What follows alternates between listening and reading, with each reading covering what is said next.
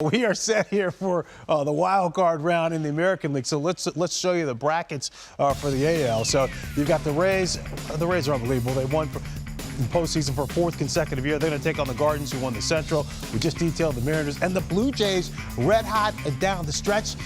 They won 23 of their last 35 games. So these are potential pitching matchups here for the Mariners and Blue Jays.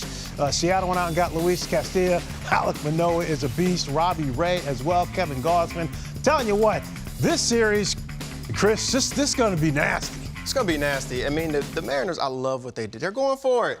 They're going for it. It's been 21 years. The Seattle Mariner fan base has stayed faithful. They show up day in and day out, and they've been waiting for this moment. So let's go ahead and give it to them. All right. Let's go ahead and give it to them. Luis Castillo going to come out the gate, and this is what you bring him over for. You bring him over, you extend him, you want him to be your guy, and he has to pitch game one. He's been dominant since he's come over, but you have Robbie Ray, you have a dominant right-hander, dominant left-hander, back-to-back. There's going to be a whole lot of grunting and yelling and screaming going on out there with Robbie Ray. He's excited to compete, but this back end of the bullpen is one of the best in the games. Paul Sewald, Andres Munoz, throwing that nasty slider, keeping guys off balance. Eric Swanson, you can't forget about him having an amazing season this year. These guys are going to carry the freight. It's all about the pitching, but on the hitting side, everybody is so excited to see the kid play.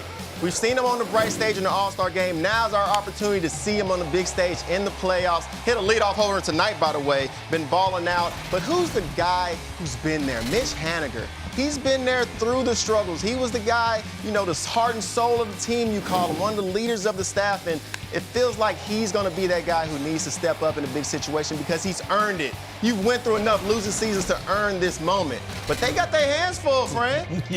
They got the ultimate gamer right here. I'm sorry. Alek Manoah is one of my favorite pitchers in the game. He's balled out all year long, and he's just the ultimate competitor. He has the great fastball. He has the nasty slider. He will talk a little junk. If you try to say something to him, he's not backing down for anybody. He's that guy always on the top step, has his teammates back, and he is literally built for this moment. So to see these guys ready, it's going to be so exciting. But you have some players who have been there before.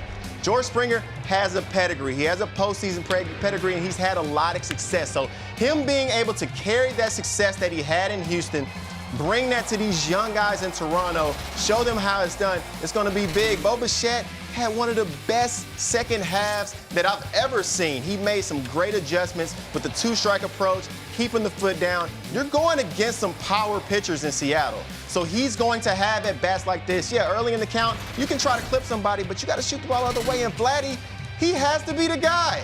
He's going to make the adjustment. They're going to be pitching him down in the zone, and he's going to show us if this year, if he was able to make the adjustment when the playoffs come around, to make the adjustment on that low pitch and drive it out of the yard. Toronto is going to be absolutely rocking, out of control. These young players are going to be so excited. And Vladdy lets you know, this is my house. They playing in Toronto. It's going to be rocking. Give me a key for this series. Well, I think, it'll be fun watching Robbie Ray coming in into Toronto after the year he had with them, going against them. That'll be a lot of fun for me to watch. All right. Meanwhile, Cleveland this year was 1-6 against Seattle, but 4-2 against Tampa here. So how do you see this series? Take a look at the potential probable matchups here. McClanahan, Bieber, Glasnow. He could be an X factor going up against McKenzie, who was great second half of the season, and Rasmussen and Quantrill. Go ahead, Alex. Yeah, Glasnow is going to be a key for the Rays. But when I look at this series, the Rays, it's all about the offense for me for the Rays, because obviously they have that good pitching with Glasnow, McClanahan. But who's going to step up for the Rays? Obviously on the offense, you got Troy, you got Franco. Is he going to get hot? Diaz has been the guy kind of there all year for him. Rosarena, we saw what he was doing in the postseason. Paredes has had that power stroke all year. Manuel Margot is that guy, because they need to put some runs on the board, because this Cleveland pitching staff, they can keep it close. And I think if they were able to keep it close, it's advantage Cleveland. Now, when you got Bieber, you got Quantrill, you got McKenzie at the top end of that rotation, and getting it to the back end of the bullpen there, where you got Kernchek and Clase, who's been probably the best reliever in baseball aside from Edwin Diaz. I think for the Rays, they need to be able to put some runs on the board, because this Cleveland pitching staff, they're nasty, and it is a big reason why they've been able to have the success they've had.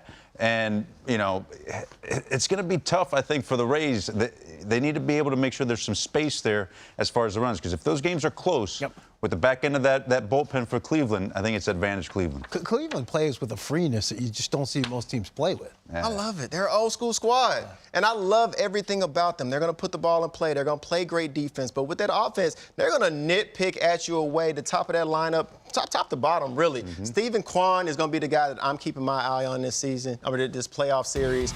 He's the guy to really set the table for Cleveland. Everybody can put the bat on the ball, but he's just one of those guys that I think he does everything on the field that you need him to do. He plays great defense. He has the big leg kick, but he's actually a contact player. He fires the guys up, and he's the table setter for guys like Jose Ramirez. And then on Tampa's side, Randy Arozarena. We can't talk the postseason without talking about Randy. And I'm sorry, he's one of those guys who he has been clutch before. And I think here, he likes the bright lights. Some players, no matter what kind of season they have, when the bright lights come on, it's something inside you that just is able to get fired up, and you're able to step up in these big situations. And I see Randy being that guy for Tampa. Francona and Cash. I mean, Cash came up under Francona, a couple of great managers. And let's give Kevin Cash and that Rays organization a ton of credit. I don't think there was a team who had more injuries in all of baseball than Tampa, yet here they are in the postseason for the 4th consecutive year. Yeah, Cash has done a great job, and I think that whole organization, they've done a great job over the years. I mean, we talk about the Rays. They're in the postseason year in and year out, and it always seems they always have a few guys that end up holdovers, but they always have to have guys that come up and step up that you never would expect, guys they get from other teams, guys coming up from the minor leagues to help out over the course of their year. And Cash is the one that's got to be able to piece that all together and figure out a winning combination, and he's done a great job this year.